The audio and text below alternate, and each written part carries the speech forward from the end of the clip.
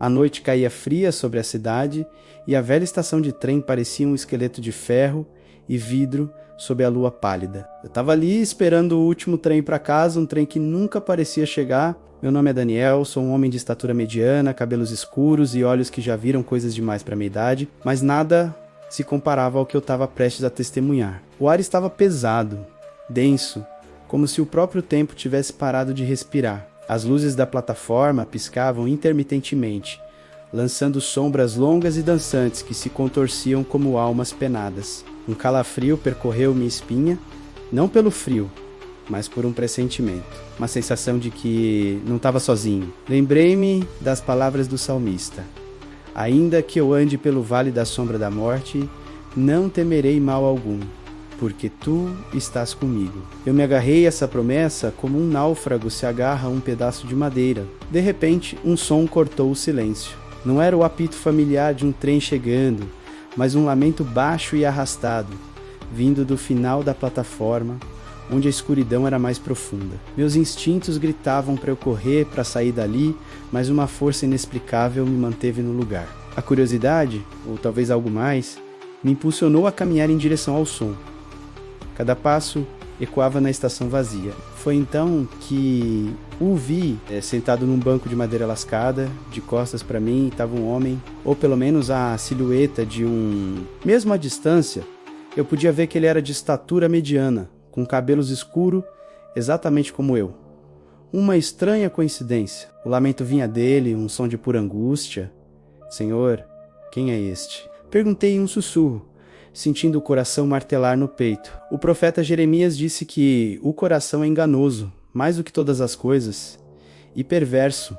Quem o conhecerá? Eu não conhecia o meu próprio coração naquele momento, dividido entre o medo e uma compaixão inexplicável. Aproximei-me devagar, com a Bíblia que sempre carrego apertada na mão. Com licença, chamei, minha voz saindo mais trêmula do que eu gostaria. Você está bem? O homem não se moveu. Ele apenas continuou a lamentar, o som ecoando como um cântico fúnebre. Cheguei mais perto, a ponto de poder tocar seu ombro. As luzes da plataforma piscaram novamente e por uma fração de segundo a escuridão nos engoliu. Quando a luz voltou, o homem estava de pé, virado para mim, e meu sangue gelou. Seu rosto era o meu rosto, exatamente o meu. Mesmos olhos, mesmo nariz, mesma cicatriz discreta acima da sobrancelha direita, mas seus olhos estavam vazios, ocos, como poços sem fundo cheios de desespero. Ele não era um reflexo, ele era sólido, real, uma cópia macabra de mim mesmo. Quem é você? Gaguejei, recuando. Ele abriu a boca, mas nenhum som saiu. Apenas um sopro frio que cheirava a poeira e tempo. Lembrei-me de Efésios 6:12, porque a nossa luta não é contra o sangue e a carne, e sim contra os principados e potestades, contra os dominadores deste mundo tenebroso, contra as forças espirituais do mal nas regiões celestiais. O meu duplo deu um passo em minha direção, e eu recuei outro. Seu rosto se contorceu numa expressão de dor infinita. Ele apontou para os trilhos, onde agora, surgindo da névoa, um trem se aproximava, mas não era um trem comum. Era uma locomotiva antiga, negra como a noite, expelindo uma fumaça cinzenta que parecia sufocar a própria luz. Não havia janelas, apenas placas de metal rebitadas. De onde vinha aquele trem? Não estava no horário. A criatura, que se parecia comigo, apontou para o trem e depois para si mesmo. E então para mim, num gesto repetitivo e desesperado, entendi a mensagem silenciosa. Aquele era o seu trem. E ele queria que fosse o meu também. O som do lamento voltou, mais alto, mais agudo, um grito de uma alma perdida. Ele estava preso, condenado a esperar eternamente por aquela viagem para o nada. Ele era um eco, uma sombra de escolhas erradas. Um aviso. O apóstolo Paulo nos adverte. Vigiai, pois, com cuidado sobre como vocês vivem. Aproveitem ao máximo cada oportunidade, porque os dias são maus. Quantas oportunidades eu havia perdido? Quantas vezes ignorei a voz de Deus? O trem parou com um rangido metálico que arranhou minha alma. Uma única porta se abriu, revelando uma escuridão impenetrável lá dentro. O meu outro olhou para a porta e depois para mim, com um apelo mudo nos olhos. Era uma tentação sutil, um convite para o abismo.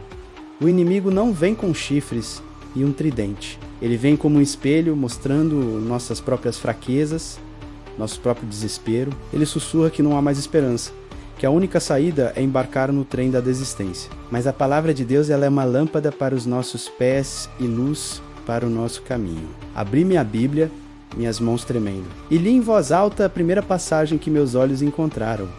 Vinde a mim, todos os que estáis cansados e sobrecarregados, e eu vos aliviarei. As palavras ecoaram pela estação, carregadas de uma autoridade que não era minha. A figura à minha frente recuou como se tivesse sido atingida fisicamente. O lamento se transformou em um rosnado de fúria e frustração. A luz da Bíblia, a luz da verdade, estava expondo a mentira das trevas. Continuei a ler, minha voz ganhando força a cada versículo. Porque Deus amou o mundo de tal maneira que deu o seu Filho unigênito, para que todo aquele que nele crê não pereça, mas tenha a vida eterna. A cada palavra, a figura do meu duplo parecia se dissipar, tornando-se mais translúcida como fumaça ao vento. O trem fantasma começou a tremer violentamente, e o som de metal se contorcendo encheu o ar. A porta escura ainda estava aberta, um convite final para a perdição. Mas eu não olhava mais para ela. Meus olhos estavam fixos na criatura. Em nome de Jesus Cristo, declarei: eu repreendo você.